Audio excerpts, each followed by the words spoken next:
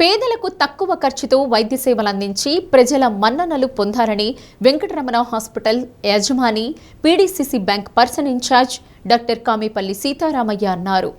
ఒంగోలు 60 అడుగుల రోడ్డులో ఆద్విక చిల్డ్రన్స్ హాస్పిటల్ను డాక్టర్ సీతారామయ్య ప్రారంభించారు.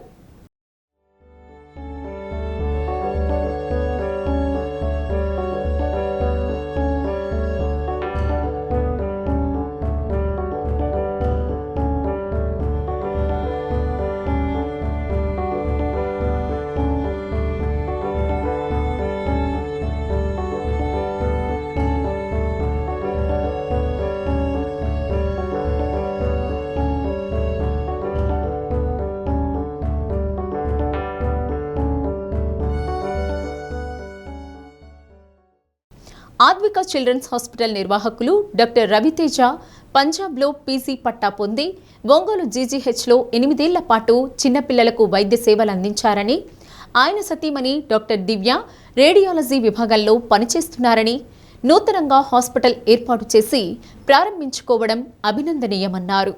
వెంకటరమణ హాస్పిటల్ నిర్వాహకులు డాక్టర్ చంద్రశేఖర్, చిన్నపిల్లల డాక్టర్ నాగయ్య నాయుడు, డాక్టర్ జాలాది మణిబాబు తదితరులు పాల్గొన్నారు.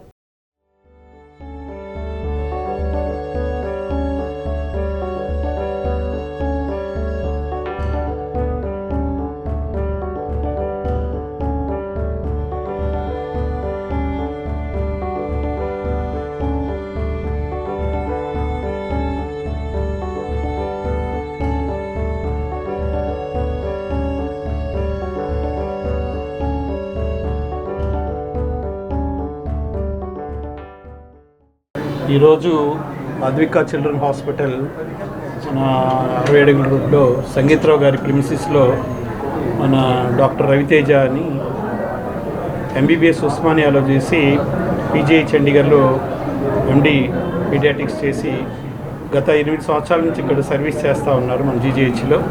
వారు సొంతంగా ఈరోజు హాస్పిటల్ ప్రారంభించుకోవడం, వాళ్ళ మేడం కూడా రేడియాలజిస్టు, అతి త్వరలో వారు కూడా సేవలు అందిస్తారు ఇక్కడ.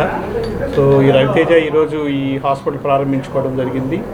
అట్లానే తను 8 ఇయర్స్ నుంచి ఎక్స్పీరియన్స్ ఉంది కాబట్టి ఈ కెన్ డూ లైక్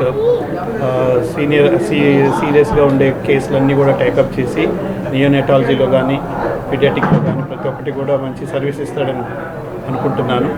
అట్లాగే ప్రైస్లో కొద్దిగా ఏంటంటే తక్కువ ప్రైస్ పెట్టి పేషెంట్స్కి కొంత నీడీగా ఉంటూ జాగ్రత్తగా ప్రాక్టీస్ చేస్తే డెఫినెట్లీ పీడియాటిక్స్ అనేది నెంబర్ 1 డిపార్ట్మెంటు.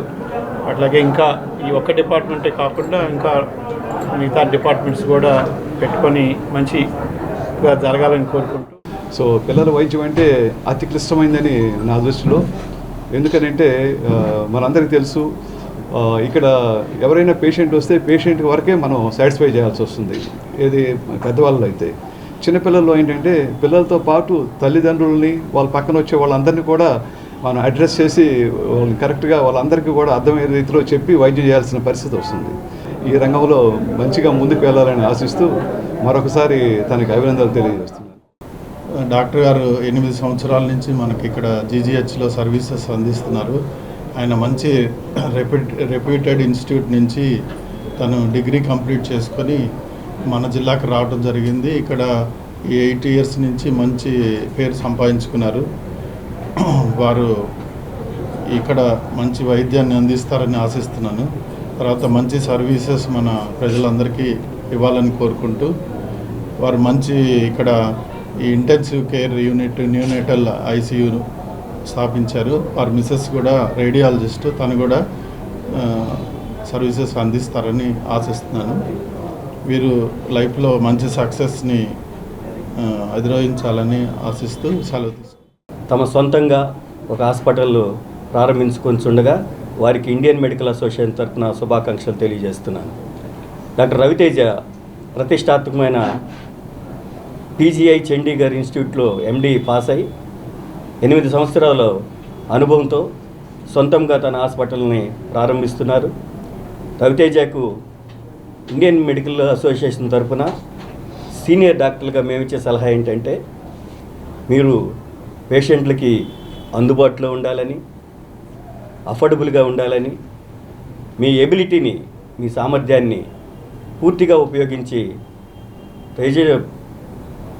పేషెంట్స్ యొక్క వ్యాధుల్ని నిరోధించడంలోనూ నియంత్రించడంలోనూ నిర్ధారణ చేయటంలోనూ స్వస్థపరచడంలోనూ ముందుగా ఉండి మీరు అభివృద్ధి చెందాలని, అలాగే మీ సతీమణి డాక్టర్ దివ్య కూడా ఇక్కడ ఒక స్కానింగ్ సెంటర్ని ప్రారంభించి మీరు ఇంకొక గైనకాలజిస్ట్ని పెట్టుకొని మీరు అంచెలంచెలుగా ఎదగాలని కోరుకుంటూ ఇండియన్ మెడికల్ అసోసియేషన్ తరఫున మీకు మా ప్రత్యేకమైన శుభాకాంక్షలు తెలియజేస్తాను. సో ఇది ఓన్లీ నేను పీడియాట్రిషియన్ నియోనటాలజిస్ట్ అండి. ఈ హాస్పిటల్ ఓన్లీ పిల్లల హాస్పిటల్, ఓన్లీ పీడియాట్రిక్ సర్వీసెస్. నేను advanced paediatric intensive care unit కూడా ఎస్టాబ్లిష్ చేశాను. సో వ్యాక్సినేషన్ సర్వీసెస్ కానీ అన్ని, ఇంకా పిల్లలకి సంబంధించిన A to Z అన్ని సర్వీసెస్ నేను